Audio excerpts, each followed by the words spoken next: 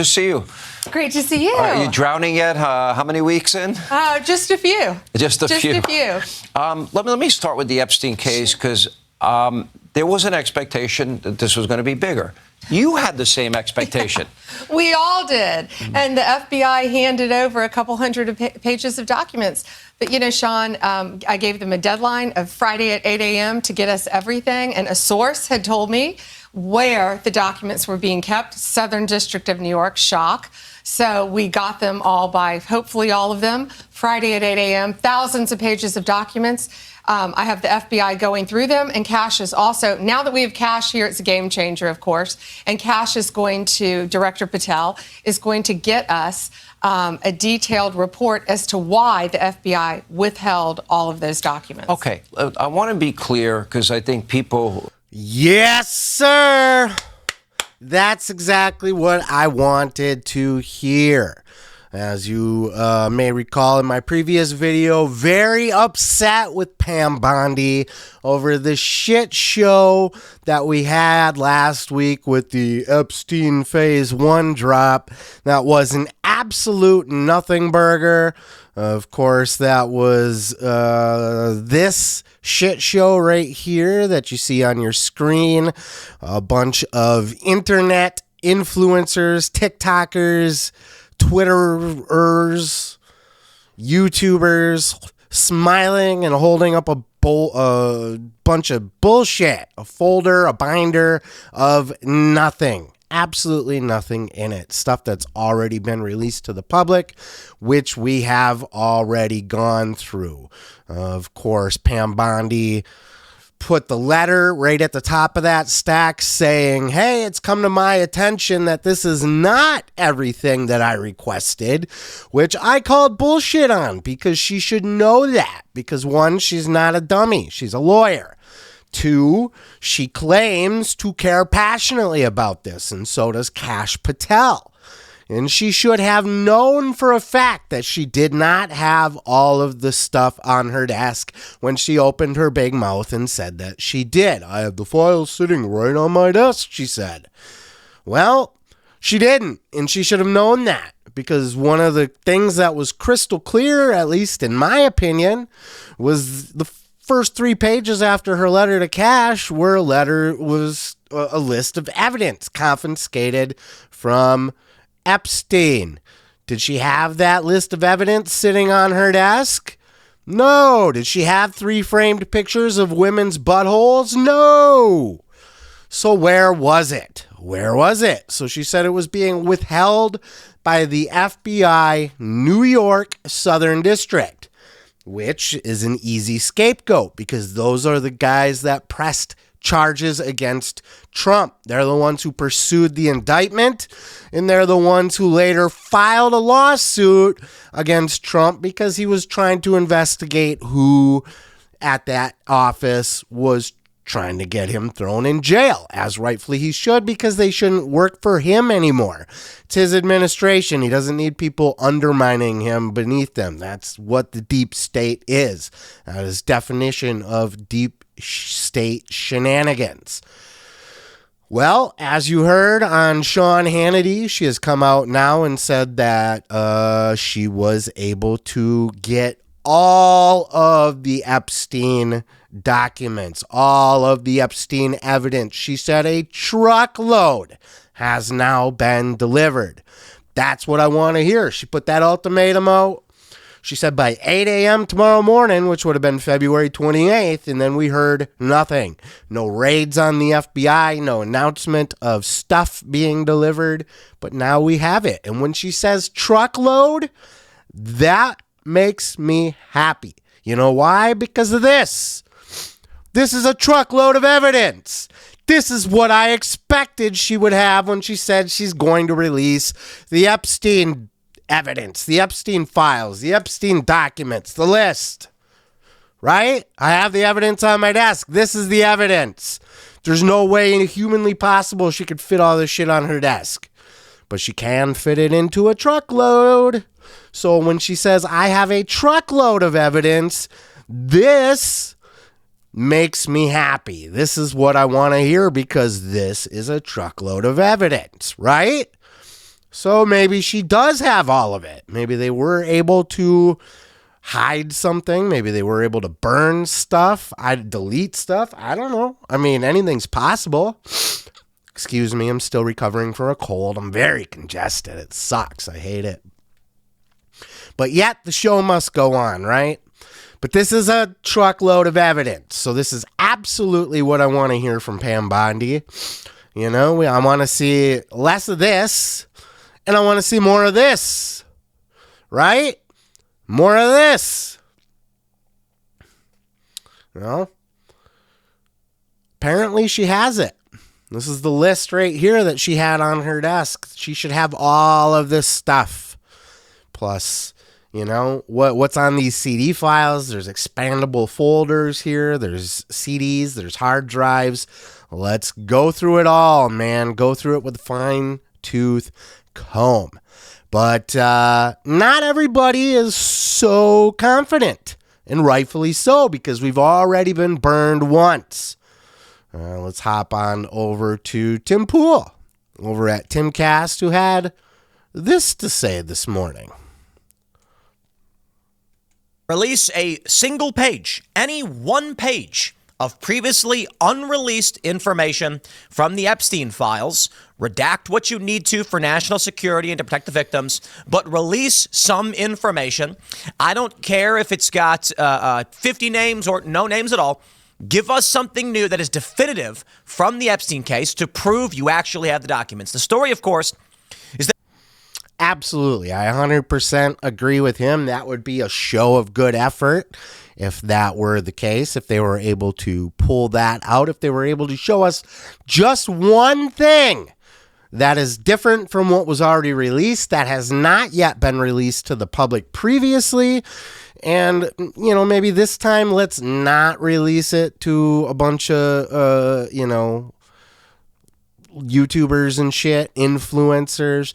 No shade against any of those people. It's just not a credible way to release evidence. And I'm not saying send it to CNN and MSNBC either. Pam Bondi later that day set up a website on the Department of Justice. And let's see here. Right here it should be. Boom! There it is. Office of Public Affairs, U.S. Department of Justice, Attorney General Pamela Bondi releases first phase of declassified files. Just put them up here. Everything here. Put it all up here. Yes, she said she's got to go through and she's got to protect the innocent. That much I understand. And you know what? That much I agree with. I'm for that. Let's do that. Let's protect the innocent here. Let's cover up names. And she even went as far as to say, and when something is redacted, you will know why. And you will see exactly what is redacted and why it was redacted. This ain't going to be a thing where we rip out a whole entire page because it has somebody's name on it. We don't want you to see.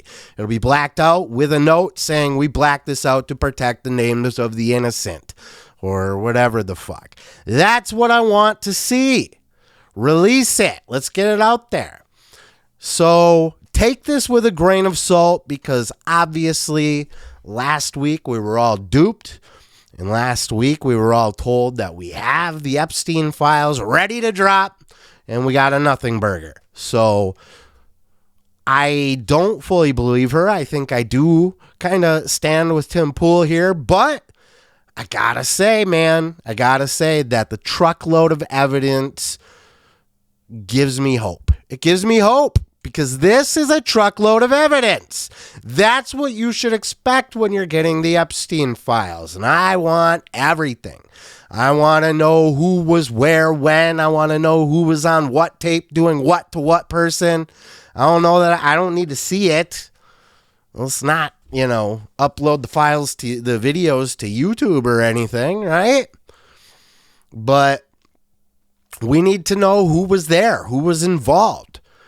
What, if any, celebrities were involved, right? We have the flight logs, but those don't necessarily say everything. The flight logs have Bill Clinton's name 25 times.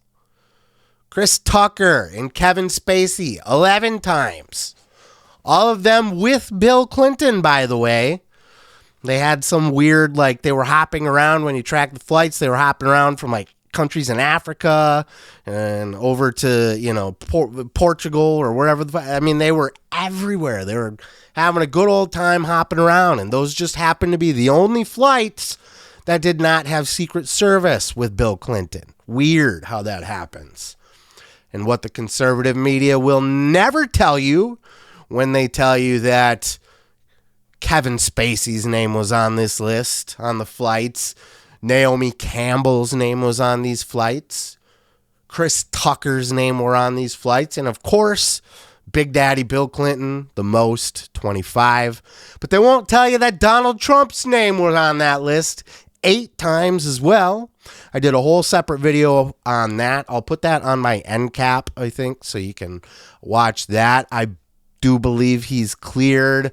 Most of his flights were way prior to when the island was purchased, and they were from Palm Beach to New Jersey and back every single time, except for Palm Beach to DC, I think, once, and a couple of them had his daughter and his wife and all that on there as well.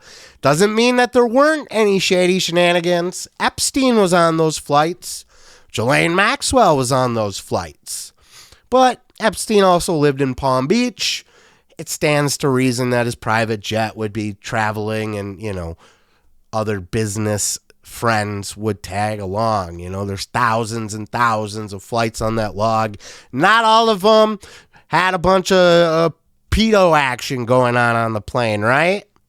Not every one of them could have been heinous crime scenes. Sometimes you're just flying around doing business as well, which was primarily what Epstein did, right? He was a mover and a shaker and a schmoozer. And Trump very publicly said he had a falling out with Epstein, and that tracks because those flights were 8 times between 1993 and 1995. And that was it. Epstein didn't even buy his famous island till 1998.